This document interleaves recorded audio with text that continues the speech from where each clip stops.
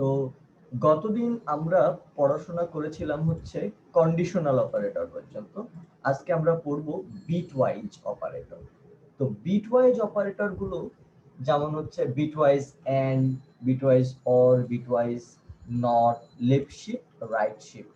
তো এই and, or, এই সিম্বল গুলো আমরা অন্য এক জায়গাতেও দেখেছি, সেটা হচ্ছে লজিক্যাল অপারেটর। কিন্তু এই দুটোর মধ্যে ছোট্ট একটা পার্থক্য হচ্ছে লজিক্যাল অপারেটরে এই সিম্বল গুলো থাকে দুটো দুটো করে, আর বিটওয়াইজ অপারেটরে এই সিম্বল গুলো থাকে একটা করে। তো চলেন আমরা বিটওয়াইজ অপারেটরটা কি সেটা একটু দেখে নিই। অপারেটরটার কাজ কেমন হয়, কিভাবে কাজ হয়। ফর এক্সাম্পল আমি এরকম একটা ইনপুট দিলাম। ইনপুট বলতে আমি একটা x এর মান ধরলাম হচ্ছে ফর এক্সাম্পল 3, আর y এর মান নিলাম ফর এক্সাম্পল হচ্ছে 5।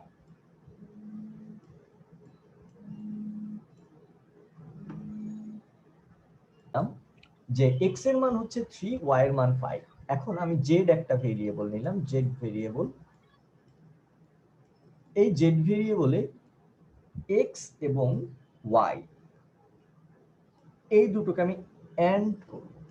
তো এটার নাম দেখেন বিটওয়াইজ অপারেটর। তো বোঝাই যাচ্ছে এটার অপারেশনটা বিটে বিটে হবে। কেমন?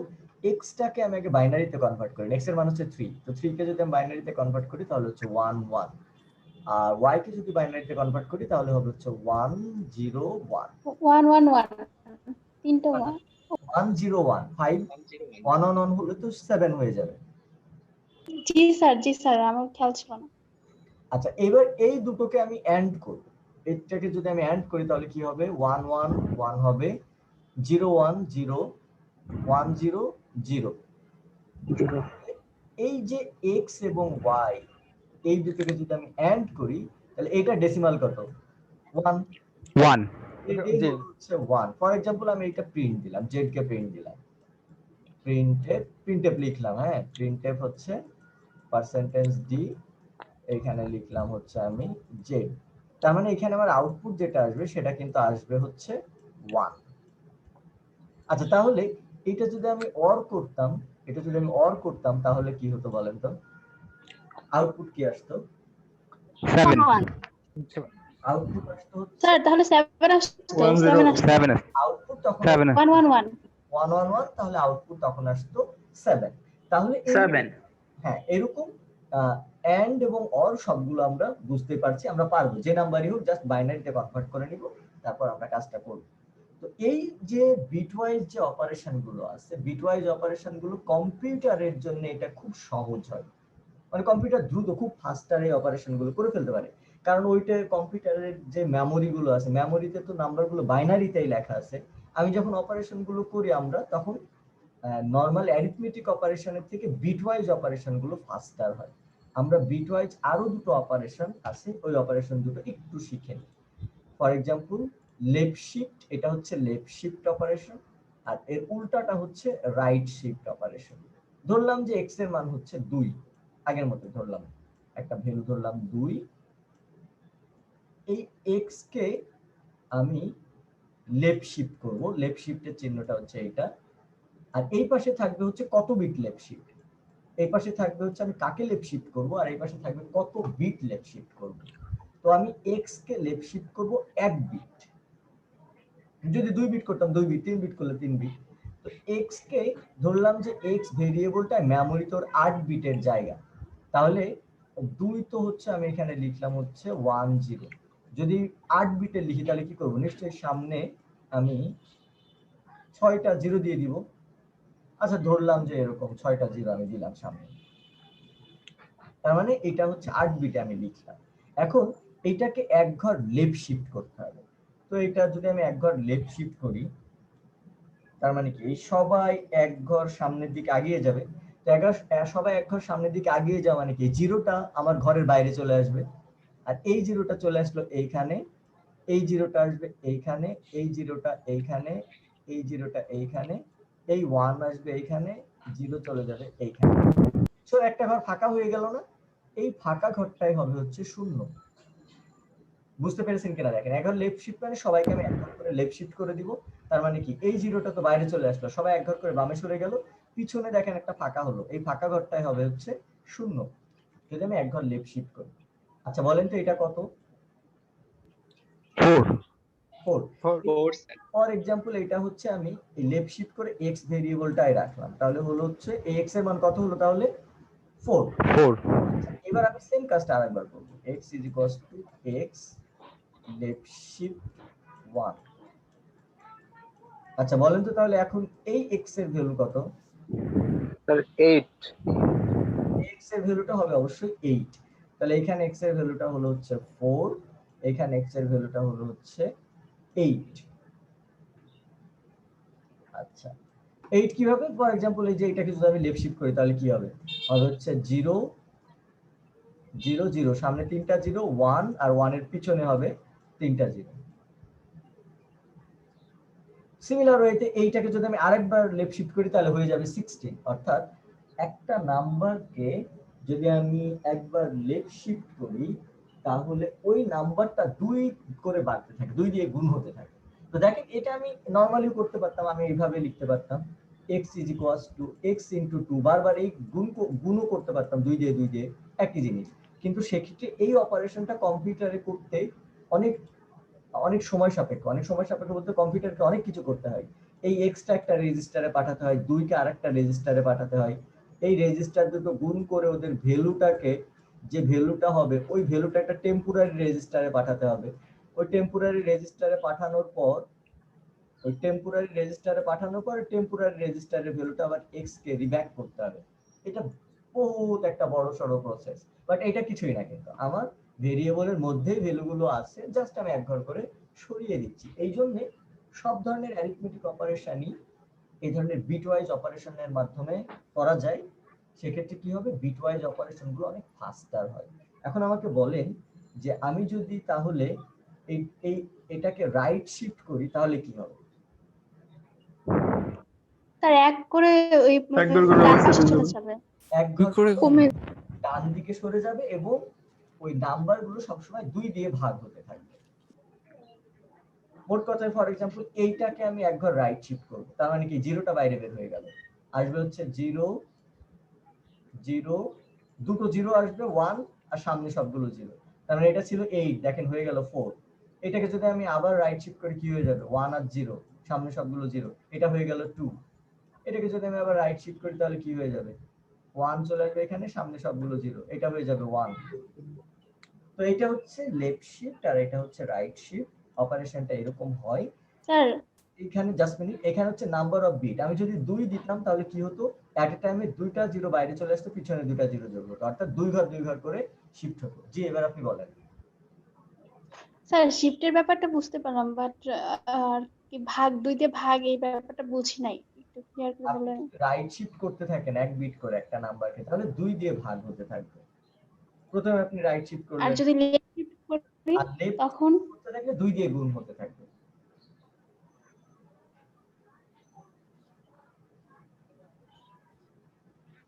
আচ্ছা তো আমাদের অপারেটরের স্যার লেফটে গুণ করতে হবে 2 দিয়ে, আর রাইট গুণ করতে হবে, বিষয়টা এরকম না, লেফট শিফট করলে ওই নাম্বারগুলো 2 দিয়ে গুণ হওয়ার মতো যে পারফরম্যান্সটা হয় সেটা হয়, আর রাইট অটোমেটিক গুণ হবে। হ্যাঁ। আচ্ছা এখন হচ্ছে আমরা আমাদের যে অপারেটর গুলো ছিল, এই অপারেটরের মধ্যে আরেকটা অপারেটর ছিল, সেটা স্পেশাল অপারেটর। স্পেশাল অপারেটরের মধ্যে আমরা কমা অপারেটরটার ব্যবহার অলরেডি দেখেছি, লুপের মধ্যে আমরা আরেকটু দেখব, আর অলরেডি আমরা দেখেছি। ফর এক্সাম্পল এরকম একটা ইন্টিজার ভেরিয়েবল আমি ডিক্লেয়ার করলাম, ইন্টিজার এ একটা ভেরিয়েবল, আবার আমি ইন্টিজার বি আরেকটা ভেরিয়েবল ডিক্লেয়ার করলাম, ইন্টিজার বি আরেকটা ভেরিয়েবল। এটাকে কিন্তু আমরা এভাবেও ডিক্লেয়ার করতে পারি, ইন্টিজার এ বি। এই যে মাঝখানে আমরা যে কমাটা ইউজ করলাম মাঝখানে, এটাই হচ্ছে সেই স্পেশাল কমা অপারেটর। এই কমা অপারেটরটা ব্যবহারটা আমরা লুপের মধ্যে আরেকবার যে দেখতে পাবো। তো এই ছিল আমাদের অপারেটর অংশটুকু, এই চ্যাপ্টারে অপারেটর অংশটুকু পড়াশোনা। এখন আমরা আসবো এক্সপ্রেশন যেটা আছে সেটা। এক্সপ্রেশন বলতে আমরা কি বুঝি? এক্সপ্রেশন বলতে তো আমরা বুঝি হচ্ছে y is equals to something x plus b বা a plus বা a is equals to x plus y, এই ধরনের জিনিসগুলোকে এক্সপ্রেশন বলে। তো একটা এক্সপ্রেশনে তো আমার কি কি থাকে, অপারেটর থাকে আর অপারেন্ড থাকে। এই অপারেটর আর অপারেন্ড গুলো মধ্যে প্রায়োরিটি আছে। প্রায়োরিটি হচ্ছে গুণ, ভাগ আর মডুলো ডিভিশন, এই তিনটা হচ্ছে হাই প্রায়োরিটি। যোগ আর বিয়োগ এই দুইটা হচ্ছে লো প্রায়োরিটি। যদি একটা এক্সপ্রেশনে হাই প্রায়োরিটি এবং লো প্রায়োরিটি থাকে, সেক্ষেত্রে হাই প্রায়োরিটির কাজগুলো আগে হবে, লো প্রায়োরিটির কাজগুলো পরে হবে।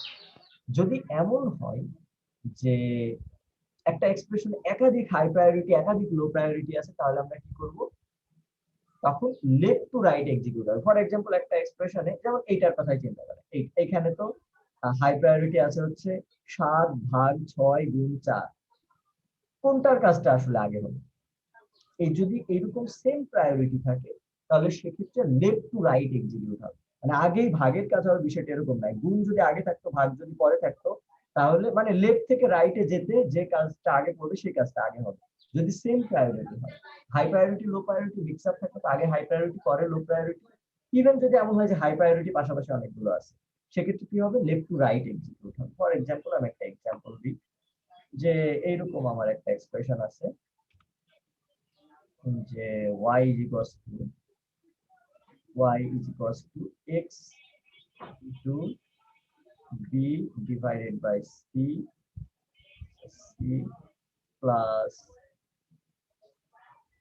x minus a into b। তো বলেন তো এই এক্সপ্রেশনটাই কার কাজ সবার আগে হবে? এই এক্সপ্রেশনটাই প্রথমে লেফট দিক গুণের, দিয়ে হলে right, গুণের right. কাজটা আগে করব, তারপর ভাগের কাজ। এইটা হয়ে যাবে প্রথমে। ফর এক্সাম্পল এই এক্সপ্রেশনটাকে, মানে এটাকে আমি গুণটা করে নিলে এটা রেজাল্টটা হবে for example x1, x1 R c এইবার হবে হচ্ছে ভাগ। x1 আর c ভাগ করলে ফর এক্সাম্পল হয়ে গেল এটা হচ্ছে x2, আর পাশে আমার এই অপারেশনটা আছে plus minus a plus b। For example এটাকে যদি আমি অপারেশনটা করি, ফর এক্সাম্পল এটা রেজাল্ট হবে হচ্ছে a1। আচ্ছা এবার বলেন তো কার কাজটা আগে হবে কার কাজটা পরে হবে?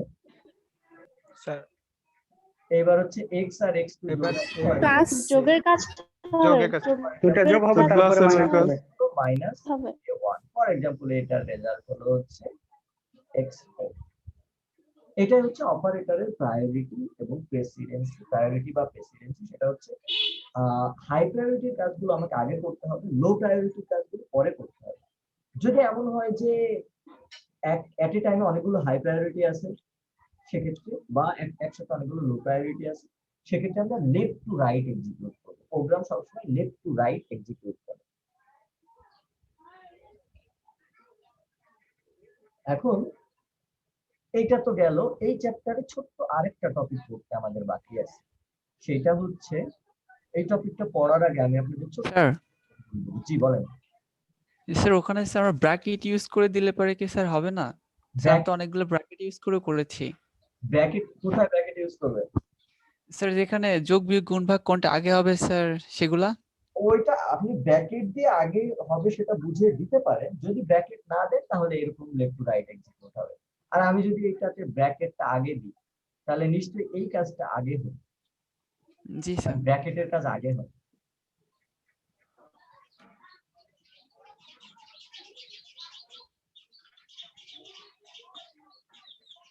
আচ্ছা এখন আমরা একটা প্রোগ্রাম দেখবো। এই প্রোগ্রামটা আমি আপনাদের একটু ইভালুয়েট করতে বলছি। এই প্রোগ্রামটা ইভালুয়েট করলে আউটপুট কত হবে আপনারা একটু চিন্তা করবেন 30 সেকেন্ড, তারপর বলবেন।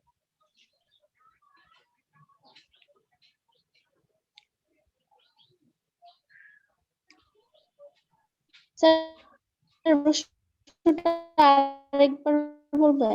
এই প্রোগ্রামটা যদি আমি ইভালুয়েট করি তাহলে আউটপুট কত হয় বাম পাশে?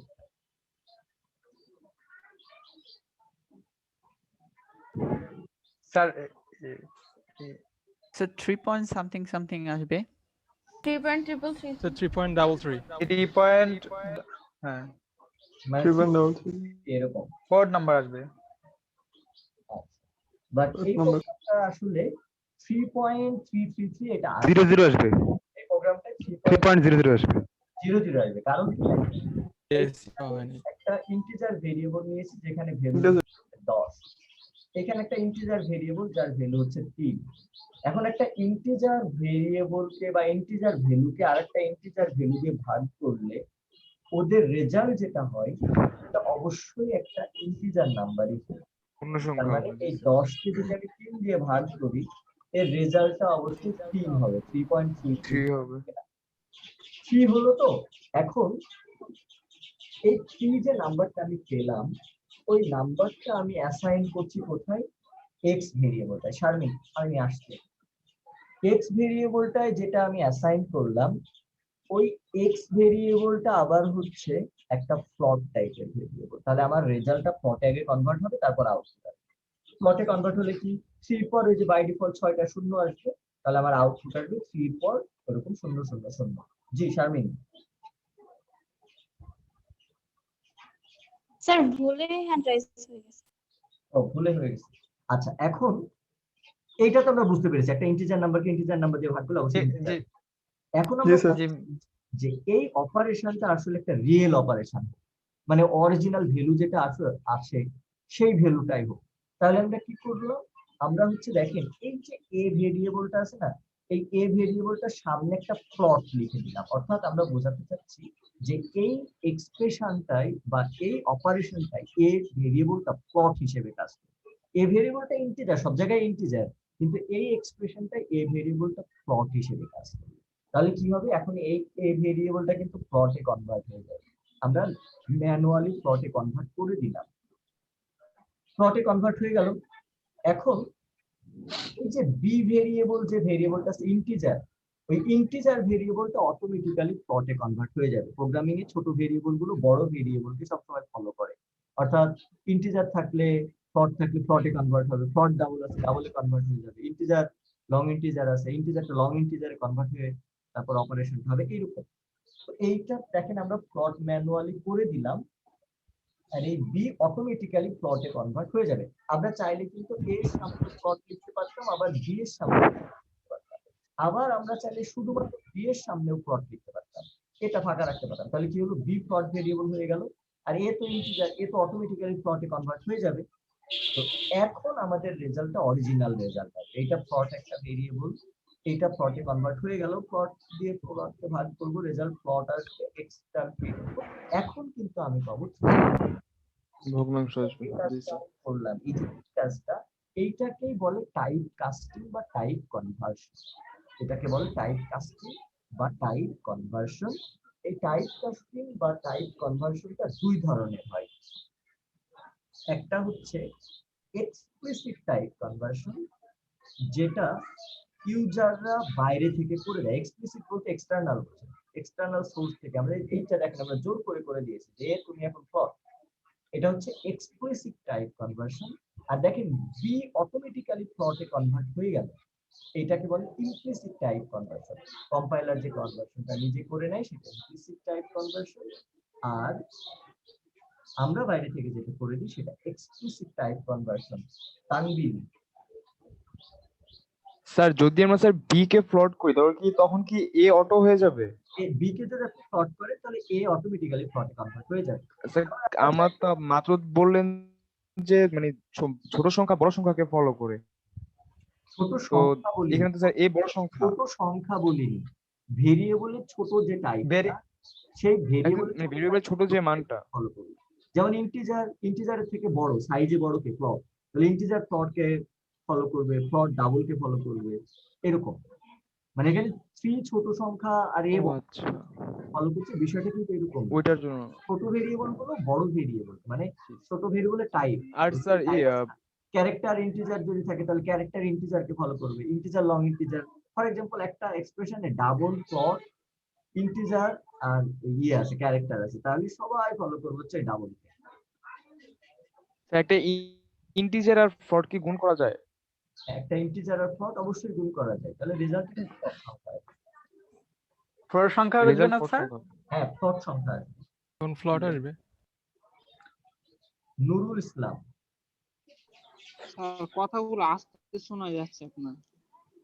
আপনার কথাই তো আমি আস্তে শুনতে পাচ্ছি, তাহলে আপনার ইন থেকে প্রবলেম হতে পারে মনে হয়। হ্যাঁ, ইয়ারফোন সমস্যা মনে হয়। তো ঠিকঠাক তো শোনা যাচ্ছে।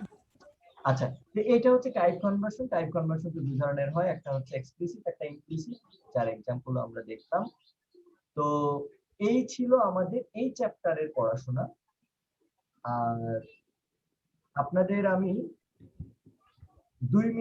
3 মিনিটের একটা ব্রেক দিচ্ছি। 3 মিনিটের ব্রেকের পর আপনারা মাথাটা একটু ঠান্ডা করে নেবেন। আমরা পরের চ্যাপ্টারটা শুরু করবো। আসলে পরের চ্যাপ্টার হচ্ছে চ্যাপ্টার 4, বাট চ্যাপ্টার 4 পড়ার জন্য চ্যাপ্টার 5 এর অনেক জিনিসপত্র লাগবে। ওই জন্য আমরা চ্যাপ্টার 5টা আগে পড়ে ফেলবো, চ্যাপ্টার 5 শেষ হলে চ্যাপ্টার 4 পড়বো।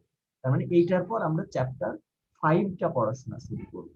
সম্পূর্ণ শেষ করতে পারবো না, একটা বড় চ্যাপ্টার, 2 দিন লাগবে। আজকে যতটুকু পারি আমরা কভার করে রাখবো। স্যার 5 এর টপিকের নাম কি? এতদিন পর্যন্ত প্রোগ্রামিং এ আমরা যে পড়াশোনাগুলো শিখে আসছি সেগুলো হচ্ছে লাইনগুলো স্ট্রেট ফরওয়ার্ড, মানে এই লাইনের পর এই লাইন এক্সিকিউট হবে, এই লাইনের পর এই লাইন এক্সিকিউট হবে, এরকম।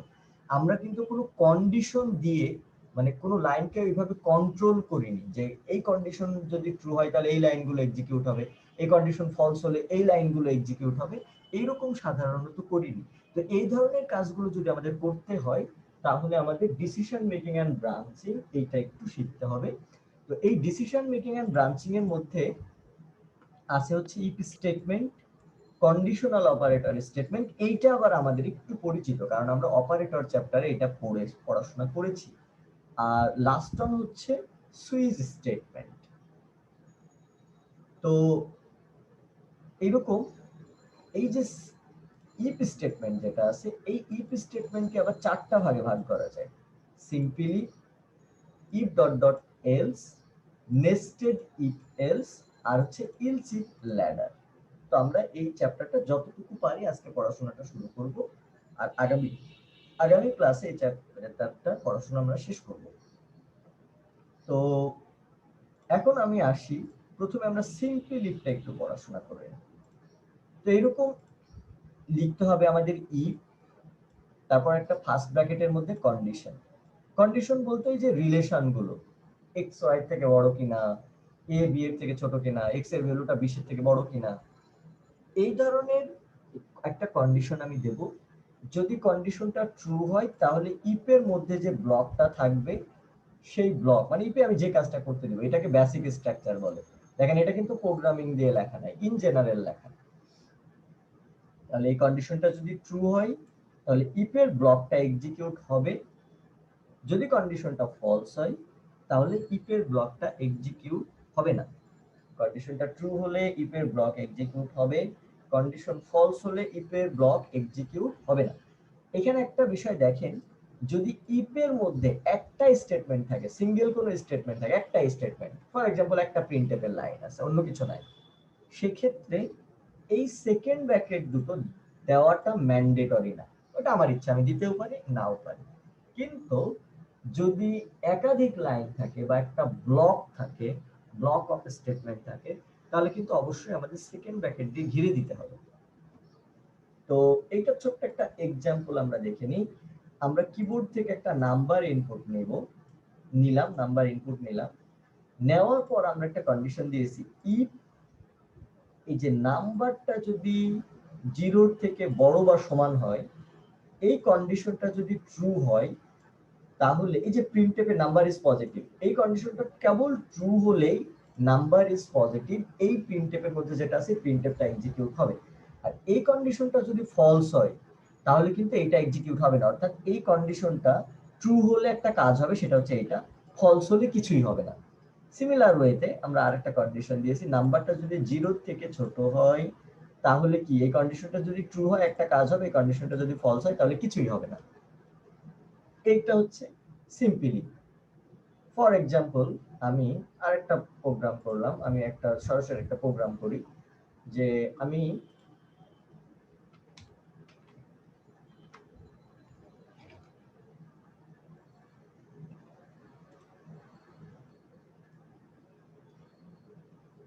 ফর এক্সাম্পল আমি কিবোর্ড থেকে একটা সংখ্যা ইনপুট নেব। সংখ্যাটা যদি 10 এর থেকে বড় হয় তাহলে আমি 5 বিয়োগ করে আউটপুট দেব, আর 10 থেকে যদি ছোট হয় তাহলে আমি কিছুই করবো না। তো আমি একটা সংখ্যা আগে কিবোর্ড থেকে ইনপুট নিয়ে নেব, স্ক্যানের পার্সেন্টেজ ডি সংখ্যাটা ইনপুট নিয়ে নিলাম। আমার কাজটা, আমার টার্গেটটা হচ্ছে এই নাম্বারটা আমি যেটা ইনপুট দিচ্ছি n যদি 10 এর থেকে বড় বা সমান হয় তাহলে আমি n কে n এর সাথে মাইনাস করে নিব হচ্ছে 5, 10 এর থেকে বড় হলে 5 বিয়োগ করে আউটপুট দেব। আর তাছাড়া আমরা 10 এর থেকে যদি ছোট কোনো সংখ্যা দেয় তাহলে আর কিছু করব না। তাহলে দেখেন কেউ যদি ইনপুট দেয় 5, তাহলে বলেন তো এই কন্ডিশনটা ট্রু না ফলস? আচ্ছা প্রথমে বলেন ইফ এর মধ্যে কয়টা লাইন আছে? স্যার ইফে দুইটা। দুইটা না একটা? দুইটা দুইটা না একটা? প্রিন্ট সরি, একটা ইফের একটা তিনটা। একটা কন্ডিশন। এর একটা প্রিন্টের একটা ইফের আন্ডারে একটাই লাইন আছে, n = 10 - 5। আমি প্রথমেই বলেছি ইফের আন্ডারে যদি এই দুটো লাইন আমি একসাথে রাখতে চাই তাহলে আমাকে ব্র্যাকেট দিয়ে ঘিরে দিতে হবে, এটা ম্যান্ডেটরি। এখন ইফের আন্ডারে দুটো লাইন আছে, আর আমি যদি ব্র্যাকেট না দিই তাহলে বাই ডিফল্ট ইফের আন্ডারে একটা লাইন, ইফের পরে যেটা থাকবে সেটা, যে স্টেটমেন্টটা ইফের পরে আছে ওই স্টেটমেন্টটাই হচ্ছে ইফের আন্ডারে। আর এখানে প্রিন্টএফ যেটা আছে এই প্রিন্টএফটা হচ্ছে ফ্রি একটা লাইন, মানে এই যে স্ক্যানের যেমন ইন্টিজার যেমন রিটার্ন যেমন এরকম লাইন, ইফের সাথে এর কোনো রিলেশন নাই। একটা লাইন যেমন এখানে ইফের আন্ডার একটাই লাইন আছে, এটা যদি আমি আবার ব্র্যাকেট দিয়ে ঘিরে দিই এটা আবার আমার ইচ্ছে, একটা লাইন আমি ব্র্যাকেট দিয়ে ঘিরেও দিতে পারি নাও দিতে পারি, কষ্ট করে এত আবার ব্র্যাকেট ট্যাকেট দেওয়া। একটা ইফের আন্ডারে যদি একটা লাইন থাকে সেটা এইভাবে আমরা লিখতে পারি। এখন বলেন আমি যদি এই n এর মান 5 ইনপুট দিই তাহলে এই কন্ডিশনটা ট্রু হবে নাকি ফলস হবে? স্যার ফলস হবে।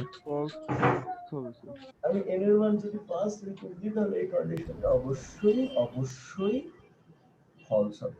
যদি কন্ডিশনটা ফলস হয় তাহলে if এর আন্ডারে যে লাইনটা আছে সেটা কি এক্সিকিউট হবে নাকি হবে না? হবে না স্যার। হবে না। হবে না স্যার। অবশ্যই স্যার হবে না। কন্ডিশনটা ফলস হলে আমার 8 নম্বর লাইনটা এক্সিকিউট হবে না। এটাই হচ্ছে ইফ। কন্ডিশনটা যদি ট্রু হয় এটা এক্সিকিউট হবে ইফ এর বডি, কন্ডিশন ফলস হলে ইফ এর বডি এক্সিকিউট হবে না। তাহলে দেখেন আমি যদি 5 ইনপুট দিই আমার এই কন্ডিশন ফলস, এই লাইনটা এক্সিকিউট হতে পারছে না, তার মানে আমি যেটা ইনপুট দিয়েছি সেটাই আউটপুট পাবো। আচ্ছা আমি যদি 20 ইনপুট দিই তাহলে বলেন তো এই কন্ডিশনটা ট্রু হবে না ফলস হবে? ট্রু হবে। ট্রু হবে, কারণ গ্রেটার দ্যান হবে। করবে। আর 20 এর সাথে 5 যোগ হয়ে 15 আসবে, n এর মান আউটপুট হবে। জি স্যার। তার মানে দেখেন ইফটা এরকম একটা জিনিস, যদি কন্ডিশন ট্রু হয় তাহলে এই ইফ এর ব্লক কাজ করবে, কন্ডিশন ফলস হলে ইফ এর ব্লক কাজ করবে না। এখন জি স্যার। ইফ তো আমরা শিখলাম, এখন আমরা আরেকটু সামনের দিকে আগাবো।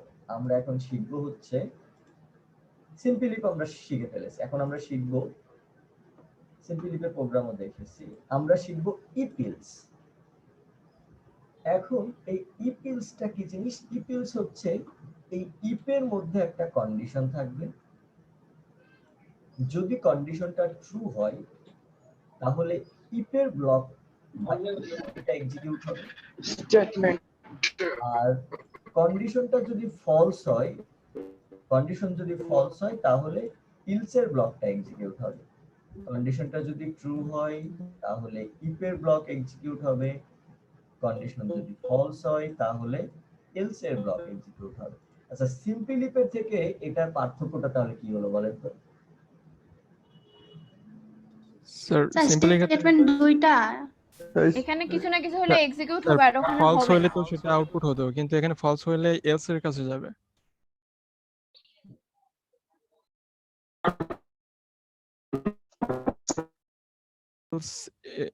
এক্সিকিউট করবে তখন।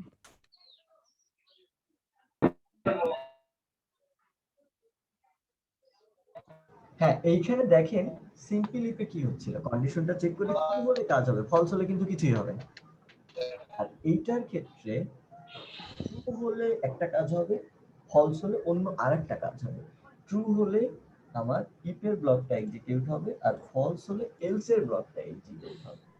তো ফ্লোচার্ট কিভাবে আঁকাতে হয় সেটা আমি আসছি, তার আগে আমরা একটা প্রোগ্রাম দেখি। ফ্লোচার্ট বলতে বোঝাই, এইটাকে বলে বেসিক স্ট্রাকচার। এই পাশে যেটা লেখা আছে এটা বেসিক স্ট্রাকচার, আর এটা হচ্ছে ফ্লোচার্ট। বেসিক স্ট্রাকচার বলতে বোঝায় যে এটা কোনো প্রোগ্রামিং ল্যাঙ্গুয়েজ দিয়ে লেখা না, কিন্তু আবার যে কেউ দেখে প্রোগ্রামিং এ খুব সহজে ইমপ্লিমেন্ট করে ফেলতে পারবে। যে কোনো প্রোগ্রামিং ল্যাঙ্গুয়েজের জন্য এটা আবার অ্যাপ্রোপ্রিয়েট। তো আমি প্রথম প্রোগ্রামটা দেখি। আগের যে প্রোগ্রামটা আমরা দেখলাম, দেখেন নাম্বারটা যদি 0 থেকে বড় অথবা সমান না হয়, তার মানে তো বোঝাই যাচ্ছে যে নাম্বারটা 0 থেকে ছোট, অপোজিট কন্ডিশন। তো কন্ডিশন তো আর বারবার চেক করা দরকার নাই। যদি নাম্বারটা 0 থেকে বড় অথবা সমান হয় তাহলে তো অবশ্যই আমি আউটপুট দিলাম পজিটিভ। আদারওয়াইজ নাম্বারটা হবে নেগেটিভ, মানে এই কন্ডিশনটা যদি ফলস হয়ে যায় তাহলে নাম্বারটা নেগেটিভ হবে। তার মানে ইফ আবার লিখে আমার টেস্ট করা তো দরকার নেই, আমি একবারই টেস্ট করব, কন্ডিশন ট্রু হলে এইটা হবে, কন্ডিশনটা ফলস হলে এইটা হবে। এলস এর মধ্যে কিন্তু কখনো কন্ডিশন হয় না। তো এরকম দেখেন আমরা একটা ছোট্ট প্রোগ্রাম করব, আমরা কিবোর্ড থেকে একটা ইন্টিজার নাম্বার ইনপুট নেব। ফর এক্সাম্পল এই যে ইন্টিজার নাম্বার ইনপুট নিয়েছি n, ওই নাম্বারটা অড নাকি ইভেন সেটা বের করব। তাহলে কি করব, আমি এরকম লিখলাম if প্রথম আমরা জি 0 ডিভিশন 2 ইজ ইকুয়ালস টু 0। যদি 0 হয়, এই কন্ডিশনটা যদি ট্রু হয়, তাহলে নাম্বারটা কি ধরনের নাম্বার হবে বলেন তো? Positive Only even even number. জোড় সংখ্যা ইভেন হবে number Even number. Even number আমি কিন্তু আর ইভেন নাম্বার হবে আমি কিন্তু আর কন্ডিশন চেক করব না। এই কন্ডিশনটা ট্রু হলে তো ইভেন হবেই, কন্ডিশনটা যদি ফলস হয় তাহলে হয়ে যাবে অড। তাই আমি ওটা ইলসে লিখলাম যে ইলস এটা হয়ে যাবে অড। তাহলে এরকম কাজের পসিবিলিটি যদি দুটো হয়, যে ট্রু হলে একটা কাজ হবে, ফলস হলে অন্য একটা হবে, সেক্ষেত্রে আমরা ইফ ইলসের সাহায্য নেব। যদি এমন দরকার হয় যে ট্রু হলে কাজটা করতে হবে, ফলস হলে কিছুই করতে হবে না, সেক্ষেত্রে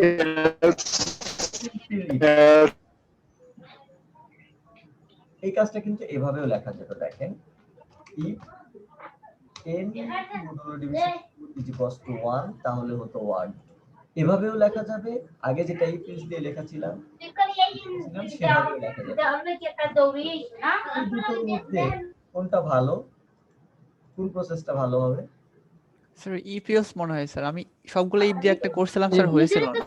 If else, if else টা ভালো হবে একটাই কারণে, দেখেন এখানে কন্ডিশন কিন্তু দুইবার চেক করতে হবে। ফর এক্সাম্পল ধরলাম এই কন্ডিশনটা ট্রু, ট্রু হলে কি হলো, ইভেন প্রিন্ট হলো, এখানে কিন্তু এই কন্ডিশনে সে আবার চেক করবে। হ্যাঁ, কন্ডিশনটা চেক করে ফলস হবে, কোনো কাজ হবে না, কিন্তু কন্ডিশনটা তো আবার চেক করবে। ফর এক্সাম্পল এইটা ফলস, এইটা এসে ট্রু হলো, কাজটা হলো, বাট এই কন্ডিশনটা তো একবার চেক করলো। কিন্তু আমার কন্ডিশনই যদি একটা থাকে তাহলে কিন্তু আমার একবার চেক করতে হচ্ছে। কন্ডিশনটা একবার চেক করলো, ট্রু হলো এটা হলো, ফলস হলে এই কাজটা হলো। যে কাজগুলো if else দিয়ে করা যায় সেটা সিম্পল ইফ দিয়েও করা যায়, কিন্তু if else দিয়ে করাটা বেটার হবে, কারণ আমার কন্ডিশনটা অল্প চেক করতে হবে। এই পর্যন্ত কারো কোনো কোশ্চেন আসছে কিনা? স্যার ইফ এলস কি কিওয়ার্ড? if else এগুলো কিওয়ার্ড।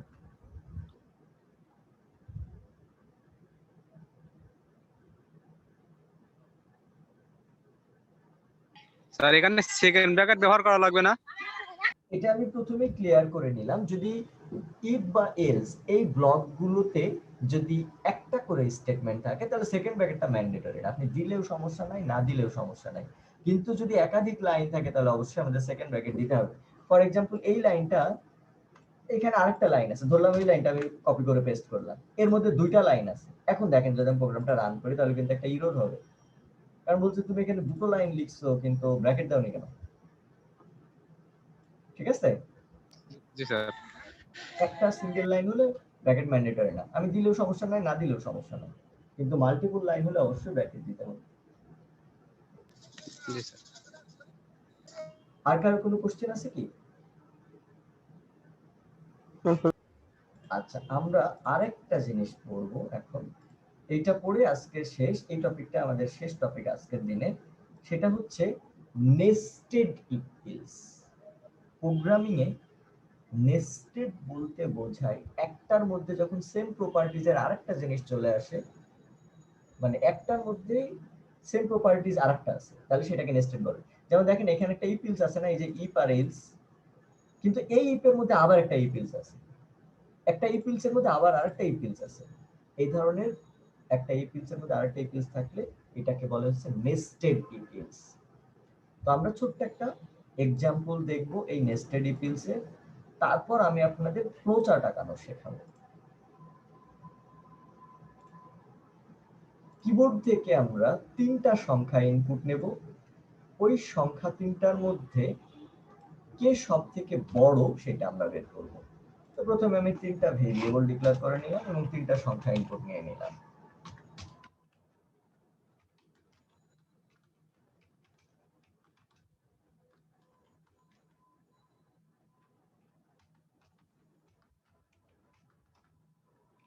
সংখ্যা ইনপুট নিলাম। আচ্ছা, এখানে আমি একটা ইফ লিখলাম আর ওই ইফের একটা এলস লিখলাম। এর মধ্যে আমি একটা লিখলাম যে if A greater than B.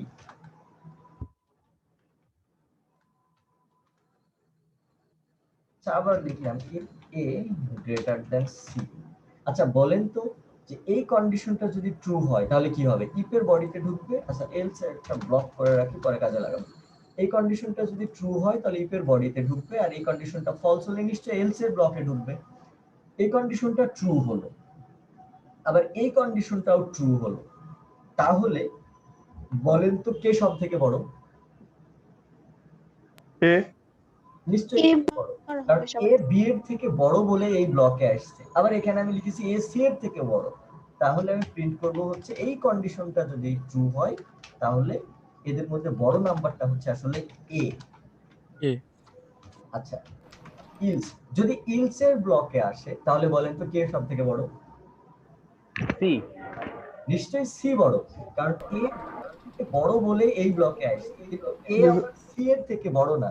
C এর থেকে যদি বড় হতো তাহলে তো এখানে যেত, ইলসে আসতো না। ইলসে যেহেতু চলে আসছে তার মানে কি এ সি এর থেকে ছোট, তার মানে এখন সব থেকে বড় নাম্বার কোনটা? সি।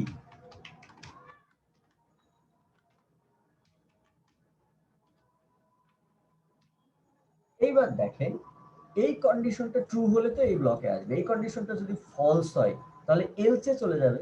আচ্ছা এই কন্ডিশনটা ফলস যদি হয় তাহলে এই দুটো নাম্বারের মধ্যে কে বড়? বি। নিশ্চয়ই বি বড়। If B is greater than C, যদি এই কন্ডিশনটায় আসে তাহলে সব থেকে কে বড় বলেন তো? বি। বি স্যার বি বড় বি।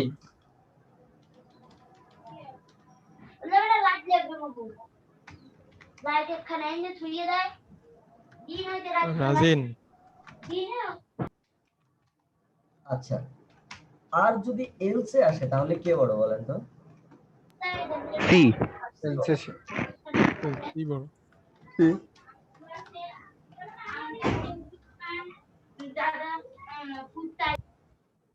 এইটাই দেখেন, এটা হচ্ছে আমরা এই প্রোগ্রামটা আরো অন্যভাবেও করা যায়। জাস্ট আমরা এই প্রোগ্রামটা নেস্টেড ইফ এলস করছি, তাই নেস্টেড ইফ এলস দিয়ে করলাম।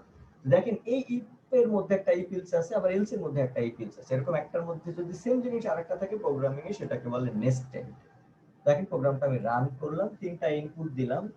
ফর এক্সাম্পল ইনপুট দিলাম হচ্ছে 10, 30, 20। দেখেন আউটপুট আসবে হচ্ছে 30। এই প্রোগ্রামটা হচ্ছে 3টা নাম্বারের মধ্যে কে সব থেকে বড় সেটা বের করার একটা প্রোগ্রাম। এখন আমরা আসব ফ্লো চার্ট কিভাবে আঁকাতে হয়। ফর এক্সাম্পল আমি এই যে sir G sir nested if else ছাড়া কি 3টা সংখ্যার মধ্যে বড় এটা বের করা যায় না? হ্যাঁ হ্যাঁ বের করা যাবে, এটা তো এটা অনেক অন্য ওয়েতে বের করা যায়। আমি বললাম যে ওটা ইফ এলস ই করা যায়। নেস্টেড ইফ এলস পড়ছি, তাই নেস্টেড ইফ এলস দিয়ে দেখলাম যে কিভাবে 3টা সংখ্যার মধ্যে বড় বের করব। আচ্ছা এখন আমরা শিখবো হচ্ছে একটা এরকম বেসিক স্ট্রাকচারের বা একটা প্রোগ্রামের, আমরা বেসিক স্ট্রাকচারেরই দেখি কিভাবে ফ্লো চার্ট আঁকাতে হয়। আমি এখানে এটার ফ্লো চার্ট আঁকাবো। ফ্লো চার্ট আঁকানোর কিছু সিস্টেম আছে। সিস্টেমটা হচ্ছে যে আমার যে কন্ডিশন গুলো থাকবে সেই কন্ডিশন গুলো লিখতে হবে হচ্ছে ডায়মন্ডের মধ্যে বা ডাইসের মধ্যে। ইনপুট গুলোকে লিখতে হবে এরকম রম্বাসের মধ্যে। সকল প্রসেস গুলো লিখতে হবে ট্রায়াঙ্গেলের মধ্যে, সরি রেক্ট্যাঙ্গেলের মধ্যে। আর আরেকটা জিনিস থাকবে, একটা হচ্ছে অ্যারো সাইন, কোন দিক থেকে কোন দিকে যাচ্ছে। আর একটা ছোট্ট জিনিস আছে, সেটা হচ্ছে কানেক্টর, ছোট্ট একটা সার্কেল।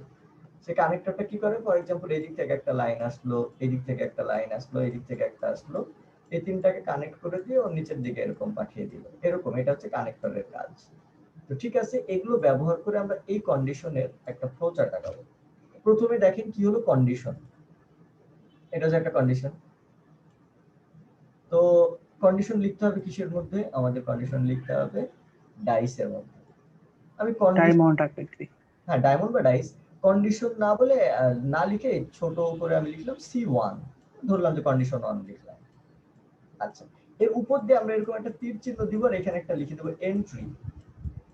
এটার অর্থ যেই প্রোগ্রামটা এখান থেকেই শুরু না, এর আগে আরো অনেক কিছু আছে, এটা একটা অংশ বিশেষ। যেমন দেখেন এর আগে পরে আরো অনেক কিছু থাকতে পারতো না, যেমন এই প্রোগ্রামিংটাই দেখেন, এই ইপের এই ব্লকটাই কি এখান থেকে প্রোগ্রামটা শুরু, আরো অনেক কিছু আছে না, যে ইন্টিজার ডিক্লেয়ার করা এগুলো। তো এই জন্য আমরা এইভাবে একটা করে দিলাম, যেটা হচ্ছে প্রোগ্রামিং এর অংশ বিশেষ। এটা যদি ট্রু হয় তাহলে একটা কাজ হবে, এটা যদি ফলস হয় তাহলে আরেকটা কাজ হবে। কোনটা কি হবে সেটা পরে আমরা দেখে নিচ্ছি। আচ্ছা, এটা যদি ট্রু হয় তাহলে এই ব্লকে ঢুকবে, এই ব্লকে ঢুকে কি আবার একটা কন্ডিশন 2। তাহলে এটা যদি ট্রু হয় তাহলে কন্ডিশন 2 চেক করব,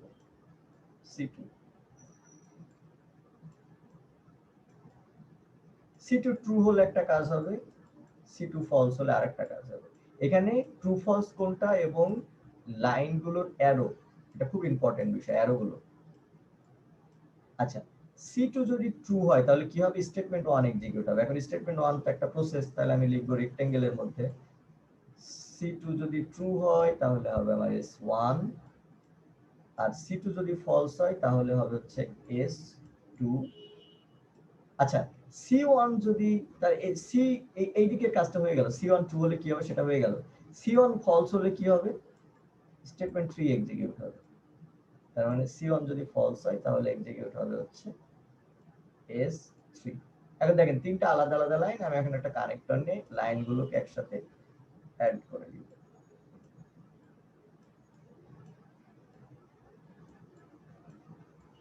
এখান থেকে আমি একটা লাইন বের করে দিলাম।